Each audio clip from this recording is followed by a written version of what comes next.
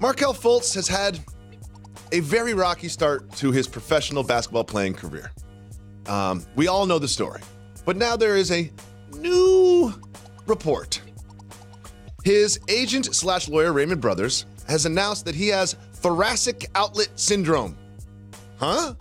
Thoracic outlet syndrome. Okay. It is a nerve condition that affects your shoulder, essentially. Interesting. He's expected to miss 3 to 6 weeks while he gets rehab on this condition. Jalen, I have a lot of thoughts on this, but I'll start with you. What was your immediate reaction when you heard about this diagnosis? My immediate reaction to the entire Markelle Fultz saga, as I'll call it, since he's gotten drafted, is something that I've carefully covered and watched what I say. Because I truly feel while that condition clearly exists because he was diagnosed, this also seems to be a little bit bigger than basketball. And so when you get drafted, number one, there's a lot of pressure, there's a lot of expectations.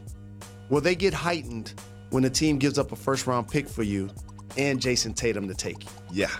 And then you play that team in the playoffs, and he's averaging over 20, and you're getting DNPs. Yeah. So you come into this year, the team force feeds you into the starting lineup for your value, for your confidence, and just to see what they can get from the number one pick, and hope that you were going to develop this year. Before you know it, the team goes out, makes a blockbuster move, and bring in Jimmy Butler. Now they're a contending team. They don't have time to nurture Markelle Fultz. So if he's going to have a long career, it's not going to be in Philadelphia. He will never meet expectations of a number one pick by the fans, by the organization, by teammates in that city. The best move for both sides is for him not to be a part of their squad anymore. That gives him the best opportunity to have a long career. So I'm glad you said that because that's where I want to start. Now, I did not know what thoracic outlet syndrome was before. I cannot diagnose thoracic outlet syndrome. I do not know anything about thoracic outlet syndrome, but I just want to display some facts. You mentioned that they've got Jimmy Butler. It doesn't seem like Markelle Fultz is part of their long-term plans. That's been reported.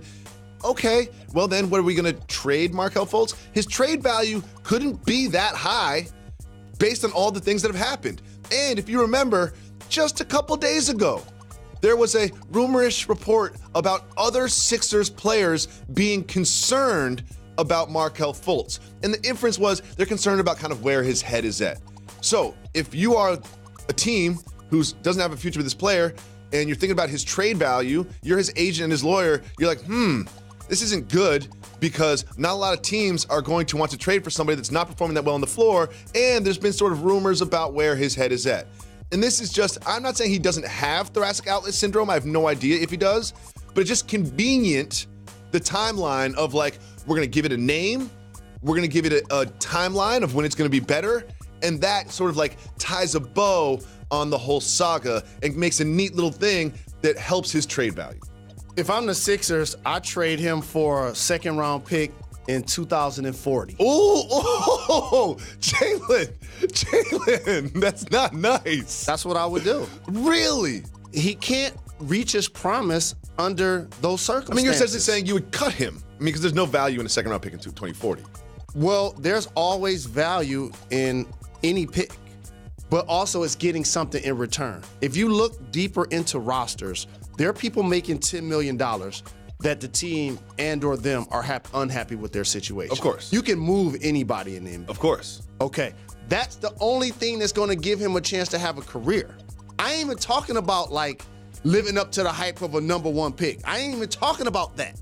I'm talking about to have a career. I mean, that's where he is right now. Because he has the lowest scoring average, one of the lowest scoring averages in his first 2 seasons of any guy that's gone number one. Let me ask the question. Are you a little bit skeptical about the thoracic outlet syndrome diagnosis? No, I'm not, because I understand how the game is clearly physical and mental. And when I see you at the free throw line, pity-patting with the ball before you shoot it, that's both. That's exactly what that is. There's also another interesting wrinkle to this, is Raymond Brothers came straight to us, came straight to ESPN with this diagnosis. There's a report. Didn't go to the Sixers first.